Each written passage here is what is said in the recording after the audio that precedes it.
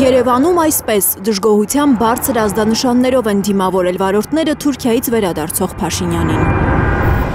Ի վերջո, ինչի մասին էր Փաշինյանի մեկօրյա այցը Ստամբուլ։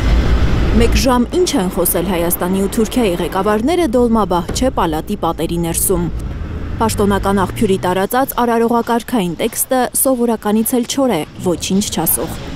Փաշինյան-Էրդողան բանակցությունների իրական բովանդակության մասին կռահումներ կարող են արվել Թուրքիայի հայ համայնքի հետ նրա մոտ 2 ժամ տևած հանդիպումից։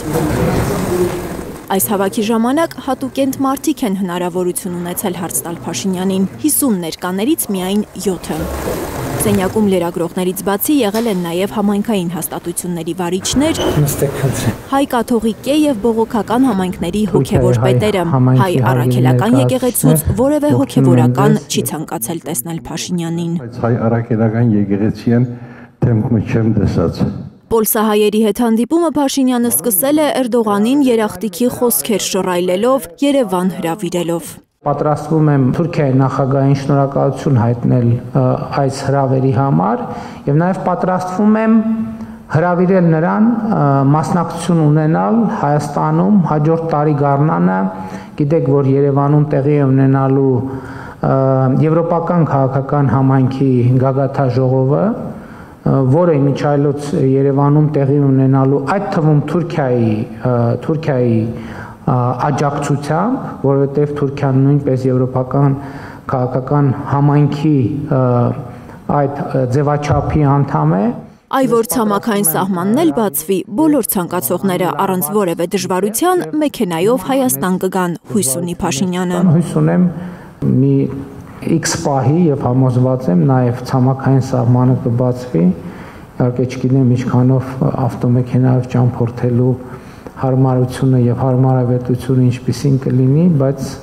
ուրախ կլինենք ձեզ ավելի հաճախ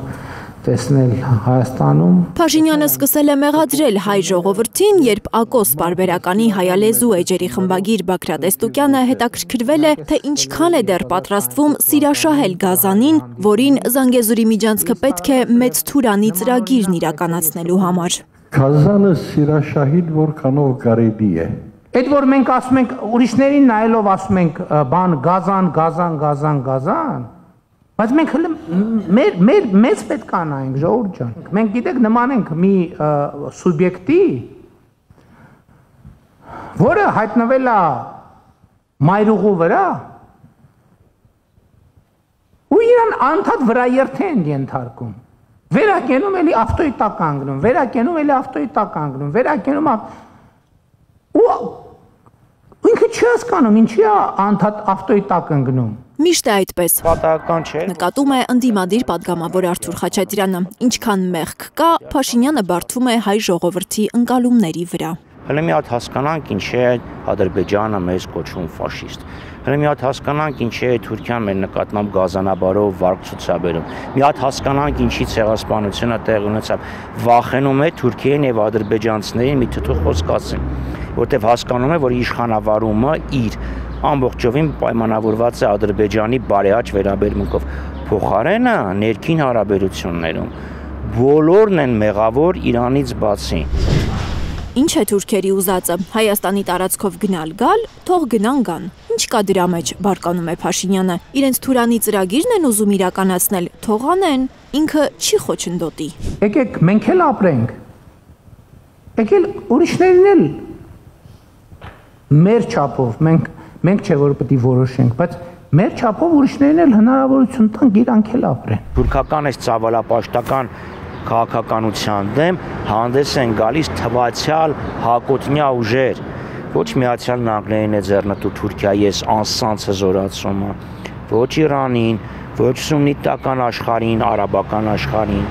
ոչ Ռուսաստանին եւ փոխանակ Հայաստանի իշխանությունները այս իմ նշած երկրների հետ համագործակցի այս հարցի շուրջ բոլորի հետ թշնամանում է եւ համագործակցում է միայն թուրքերի եւ ադրբեջանցիների հետ։ Խաչատրյանի կարծիքով Փաշինյանը Ստամբուլում հաճոյացել է թուրքերին, որովհետև 2026-ին իր իշխանության մնալը կախված է թուրքերի ու ադրբեջանցիների բարեհաճ վերաբերմունքից։ Փաշինյանը գնացել էր Թուրքիա աջակցություն ստանալու համար, ոչ թե Հայաստանի,